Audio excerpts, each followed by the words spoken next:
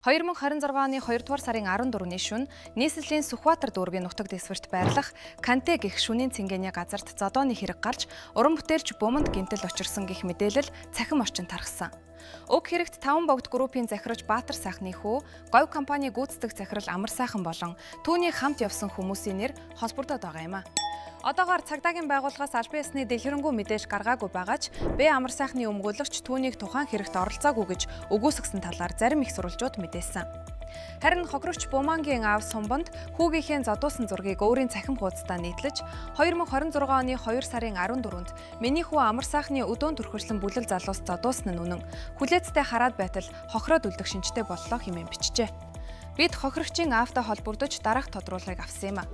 Гэхдээ ер нь бол тэр бааранд Баатар сайхны хүү Амар сайхан манай хүү хоёр тааралдаад хоорондоо бол маргалцсан юм биш.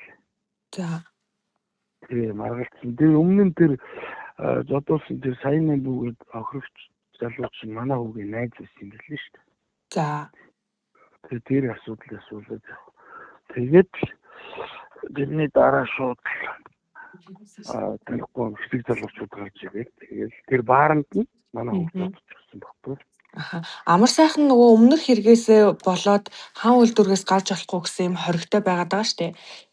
Тэгээд бааранд явж ирсэн шүү дээ. Баянзүрх дүүрэгт бааранд явж шүү дээ. Сүхбаатар дүүрэгт За одоо хүүгийнх нь биеийн байдал ямар байгаа вэ? Одоо юмнууд нь бас нарийн тодорхойгүй байна. Тэгээд тарих толгой болгонд имплект өгсөн байх магадлал байгаа. Шүүхийн шинжилгээний эцсийн дүгнэлт нь одоо болтол гараагүй байна. Ямар хугацаанд гарах ёстой гэдгийг ахнаад сайн мэдэхгүй. Амар сайхан нь 2025 оны 7 дугаар сард өөрийн найз Санжаач Бил, Тэмүүлэн, Алтан очир нарын хамт Канте нэртэй шөнийн цэнгэний газар хүний биед халдсан хэрэгт холбогдсон бөгөөд хэрэг шалгагдаж байх хугацаанд гадаад улс руу гарч зогцсны улмаас 90 сурвалжлагдаж байсан. Удалгүй шүүхэд дуудагдан ирж, бүлэглэн хүний биед хүнд гэмтэл учруулсан хэрэгээр шүүрдэж, шүүхээс тэднийг бусдын биед хөнгөн гэмтэл учруулсан гэж үзэн, Б Амар сайханд 8 сарын хугацаатай зарчих хэрэг хязгаарлах яс шийдлэл оногдуулсан. Үүнийг Монголын ард түмэн Баян айлын хүүхдүүдэд хууж өөрчилдөггүй хэрэг үү хэмээн ноцтой шүүмжилж эсэргүүцэх иргэдийн шүүсч хатаж амжаагүй байхад, ийхүү хэдхэн хоногийн дараа дахин зодооны хэрэгт холбогдлоо. Тэрч байтугай зорчих хэрэг хязгаарсан бүс болох хан уул дүүргээс гарч Сүхбаатар дүүрэгт ийхүү хэрэгт холбогдсон нь ёстой баячуудын хүүхдүүд хуулийг уландаа гიშгэж байгаагийн тод жишээ юм а. Монгол Улсын эрүүгийн хуульд зааснаар тэнсэн харгалзах хугацаанд санаатай гэмт хэрэг үйлдвэл өмнөх зорчих хэрэг хязгаарлах ялыг хүчингү болгож бодит хорих ял болгон өөрчлөх боломжтой байдаг. Энэ талаар хууль өмгөөлөгчөөс тодруулсан яриаг хүргэе. Зорчих хэрэг хязгаарлах ялыг зайлшуулсан гэж үзвэл хорих ялаар солигддог. Тэгэхээр шүүхээр нь зорчих хэрэг хязгаарлах ял нь 1 хоногийн зорчих хэрэг хязгаарлах ял 1 хоногийн хорихалтай тэнцэж шүүхтэр ял солиулах процесс яригдана гэсэн үг. Давхар гэмт хэрэг хийсэн бол тухайн гэмт хэргийн үйлдэлийн шалгаад тухайн хийсэн гэмт хэргийнхаа үйлдэл дээр нь ял оноглуулад тэгээ өмнөх шийдэх зорчих хэрэг хязгаарлах ял дээр зайлшуулсан үйлдэл дээр оногдуулсан ялыг нэмж нэгтгэхээр нийт хэвлэх ялыг шүүх тогтоон шийдвэрлэдэг. Үүнээс гадна бас нэг ноцтой асуудал нь зорчих эрхийн хязгаарлалттай цахим гавтаа итгээд яаж хязгаарлалттай бүсээс гарч өөр дүүрэгт байрлах шөнийн клубт орж зодоо мөдөө гэдэг асуулт юм. Хэрв шүүхээс хязгаарлалт тогтоосон бол тэрийг хэрхэн хянж байсан бэ? Тэр үнэхээр цахим га зүүсэн байсан уу? Зүүсэн болоод төхөөрөмж нь ажиллаж байсан уу? Эсвэл зүгээр л цаасан дээрх ял байсан уу?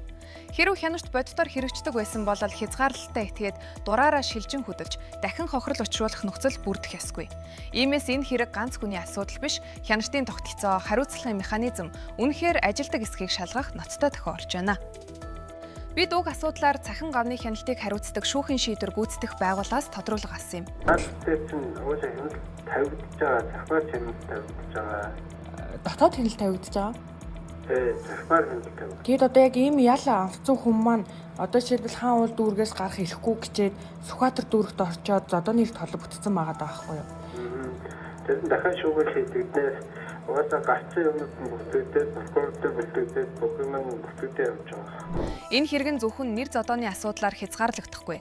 Нийгмийн шудраг асны бодит шалгуурыг дахин хөндөж байна. Нөлөө бүхий хүмүүсийн хүүхдүүд хуулиас дээгүүр оршдгоо, шүүхийн шийдвэр бодит амьдрал дээр хэрэгждэг үү? Тэнсэн харгалзах яр шийдвэрлэлийн хяналтын тогтолцоо үнэхээр үр дүнтэй ажиллаж чадаж байна уу гэдэг асуултууд эндээс урган гарч байна. Хэрвээ энэ асуудлыг дахин нам дарж өнгөрүүлбэл хууль хүн бүрт тэгш өөрчилдөг гэсэн нийгмийн итгэл нэг алхмаар дахин ухрах нь тодорхой. Шудраг ас гэдэг зөвхөн хуульд бичигдсэн заалт бус харин бодит амьдрал дээр ил тод тэгш хэрэгжиж байх ёстой үн цэн юм а.